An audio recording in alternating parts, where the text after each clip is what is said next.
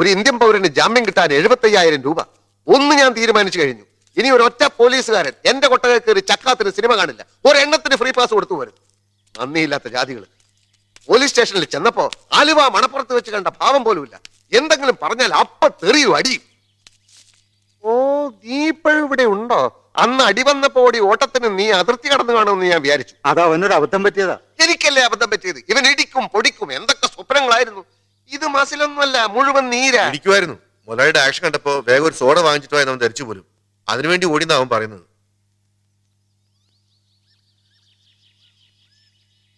അപ്പൊ ഞാനൊരാളെ കാണിച്ചു തന്നാൽ ഇനി നീ ഇടിക്കോ? എന്നാൽ ഒരുത്തന് ഇടി കൊടുക്കാനുണ്ട്. ആർക്ക്? ആ കുഞ്ഞുകുട്ടന്. എല്ലാത്തിനും കാരണം അവനാ. അവനെ ഞാൻ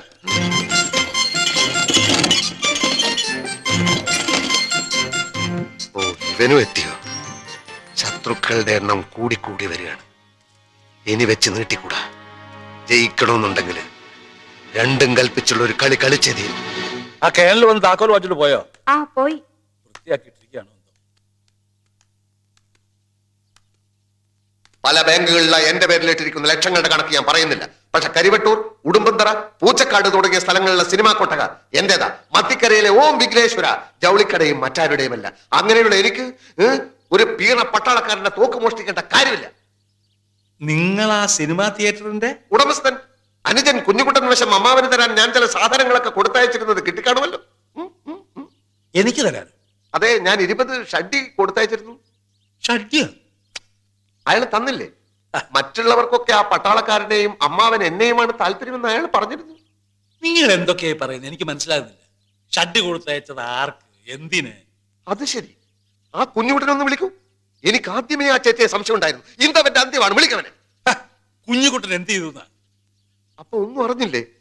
മീനാക്ഷിയെ അയാൾ എനിക്ക് കല്യാണം കഴിച്ച് തരാമെന്ന് പറഞ്ഞത്. എന്താ? മീനാക്ഷിയെ? എത്രയോ സ്വർണമാലകൾ, സാരികൾ, വളകൾ മീനാക്ഷിക്ക് കൊടുക്കാൻ ഞാൻ വാങ്ങിച്ചു കൊടുത്തു. ഒടുവിൽ നിങ്ങൾക്ക് 20 ഷഡ്ഡിയും. തോക്ക് കേസിൽപ്പെട്ട് ഞാൻ ലോക്കപ്പിലായപ്പോ അവന്റെ അടുത്തേക്ക് ഞാൻ ആളെ അയച്ചു. അവൻ വന്നില്ല. ഒടുവിൽ അവൻ പറഞ്ഞയച്ചത് എന്താണെന്നറിയോ? ഞാനൊരു കള്ളനായതുകൊണ്ട് മീനാക്ഷി എനിക്ക് കെട്ടിച്ചു തരാൻ ഇവിടെ ആർക്കും താല്പര്യമില്ലെന്ന്. ശരിയാണോ? നിങ്ങൾക്ക് എന്താ പ്രാന്തമുണ്ടോ? മീനാക്ഷി എന്റെ മകളാ. അവളെ ആർക്ക് കല്യാണം കഴിച്ചു കൊടുക്കണമെന്ന് കുഞ്ഞുകുട്ടനല്ല തീരുമാനിക്കുന്നത്. എന്താടാ ഇവിടെ? ആരെയാ ഇവരൊക്കെ? ഞാൻ ഇവിടുത്തെ മീനാക്ഷിയെ കല്യാണം കഴിക്കാൻ പോകുന്ന ആളാണ്. എന്താ? കുഞ്ഞുകുട്ടൻ അങ്ങനെ വാക്ക് കൊടുത്തു അത്രേ. എന്നിട്ട് ഷഡ്ഡി മീനാക്ഷിക്ക് കൊടുക്കാനെന്ന് പറഞ്ഞ് ഇയാളുടെ പല പല സാധനങ്ങളും വാങ്ങിച്ചതാ പറയുന്നത്. പറയുന്നതെല്ലാം സത്യമാണ്. ലോക്കപ്പിൽ കിടന്ന് ഞാൻ പലതും അനുഭവിച്ചു, ജീവിതം പഠിച്ചു. ഇനി ഒളിച്ചു കളിയില്ല. ഒന്നുകിൽ മീനാക്ഷി, അല്ലെങ്കിൽ കുഞ്ഞുകുട്ടൻ. രണ്ടിലൊന്നിനെയും കൊണ്ടേ ഞാൻ ഇവിടുന്ന് പോകും. കുടുംബത്തിൽ കയറി വന്ന് അസമെന്ന് പറയുന്നു. കുഞ്ഞുകുട്ടാ, കുഞ്ഞുകുട്ടാ, എടാ കുഞ്ഞുകുട്ടാ, പഴകുഞ്ഞു കുടിക്കുക. വിളിക്കടിയാ പഴകുഞ്ഞ് അങ്ങോട്ട്.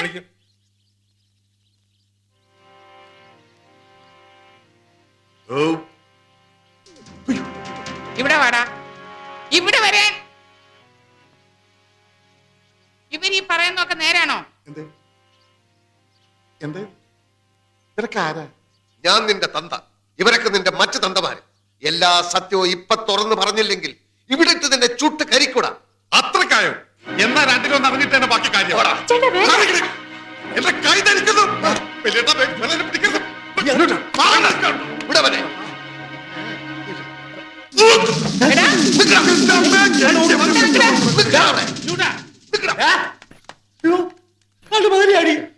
കിട്ടൂടാ, നിന്നെ എനിക്ക് എന്റെ കൈ കിട്ടും. ഈ നാട്ടിൽ നിന്ന് പൊക്കോണം.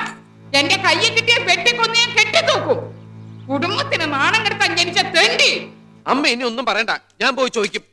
മീനുവിന്റെ കാര്യത്തിൽ ഇന്ന് തന്നെ ഒരു തീരുമാനം ഉണ്ടാവണം. ആ അച്ഛമ്മയുടെ സ്വത്ത് മണമെന്ന് എനിക്ക് വേണ്ട. അത് അവർക്ക് ഇഷ്ടമുള്ളവർക്ക് കൊടുത്തോട്ടെ. പക്ഷെ മീനുവിനെ തോന്നിയവർക്ക് കെട്ടിച്ചോർക്കുള്ള തള്ളയുടെ പൂതി ഉണ്ടല്ലോ, കയ്യിലിരിക്കുള്ളൂ. അത് തന്നെ എന്റെ അഭിപ്രായം. ഗോവന്നൻകുട്ടി ഒന്നും പറയണ്ട. ഇവൻ ആരോടാ ചോദിക്കാൻ പോകുന്നത്? ഇവന്റെ അമ്മൂമ്മയും അമ്മാവന്മാരും അവിടെ ഉള്ളത്. ആ ഓർമ്മ വേണം. പിന്നെ അവരെന്നെ പിടിച്ച് മൂക്കി കയറ്റി കളയോ? കുട്ടിക്കാലത്ത് ഉറപ്പിച്ചു വെച്ച് ഈ കല്യാണത്തിന് ഇപ്പൊ സമ്മതമല്ല എന്ന് പറയാൻ എന്താ കാരണം?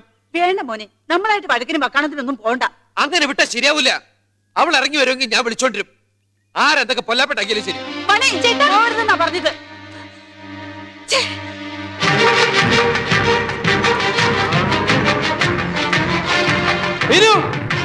മീനാക്ഷി,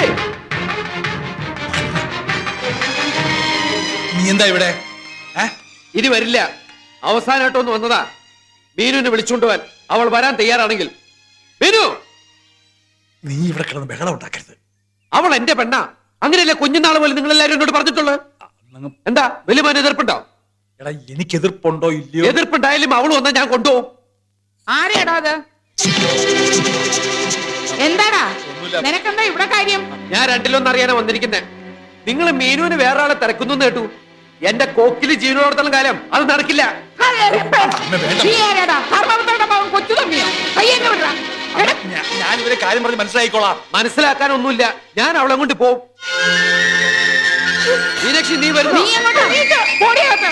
അകത്തോട്ട് പോവാൻ ഇവിടെ വരെ.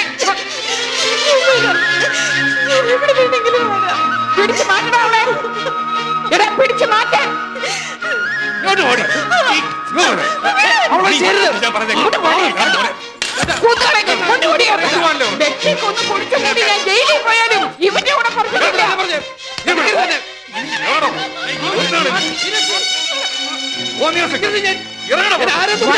കൊണ്ടുപോടാ.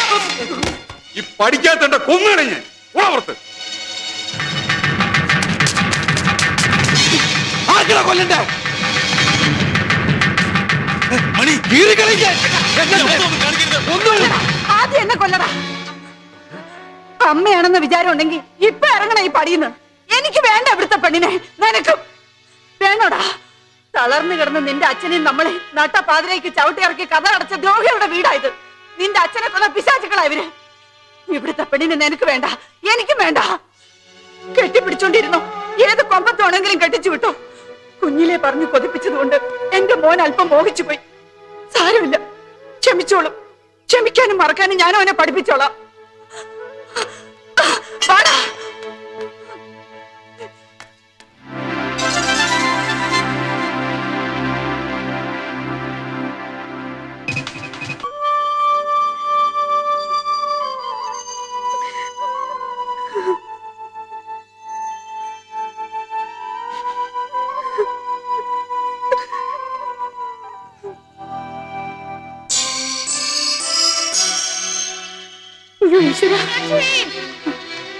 അച്ഛമ്മേ, പറമ്പിലും കുളക്കടവിലും ഒന്നും ആരും കണ്ടില്ല അന്ന്.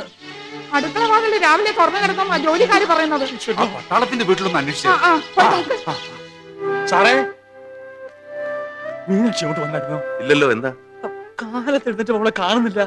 ഇവിടെ ഞാൻ തന്നെ കാണും അല്ലേ? കാണുന്നില്ല. ആരോടും ഒന്നും പറയാതെയാണോ പോയത്? എടി ഒരുമ്പട്ടാളെ, എവിടെ മീനാക്ഷി? വിളിക്കടി അവളെ. മീനാക്ഷിയോ? അമ്മ എന്തായി പറയുന്നേ? നിനക്കറിയില്ല അല്ലേ? ഇത്രയും കാലം എന്റെ മുതൽ മുഴുവൻ കട്ടു തിന്നതും പോരാഞ്ഞ് ഇപ്പൊ പെണ്ണിനെ മോട്ടിച്ചോണ്ട് വന്നിരിക്കുന്നു.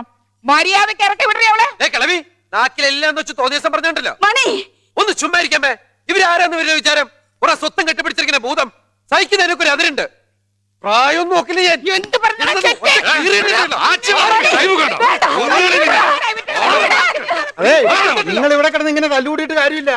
കുറച്ചു മുമ്പ് അമ്പലത്തിന്റെ അടുത്തൂടെ ഒരു ജീപ്പ് വേഗത്തിൽ ഓടിച്ചു പോകുന്ന കണ്ടു. അതിന്റെ അകത്തുനിന്ന് പെണ്ണിന്റെ കടച്ചിലും കേൾക്കുന്നുണ്ടായിരുന്നു. ജീപ്പോ? ആരുടെ ജീപ്പ്? അതെനിക്കറിയില്ല. ഷൺമുഖം മുതലാളി അതിനുള്ളിൽ ഇരിക്കുന്ന കണ്ടു. എന്റെ ഭഗവതി ചതിച്ചു.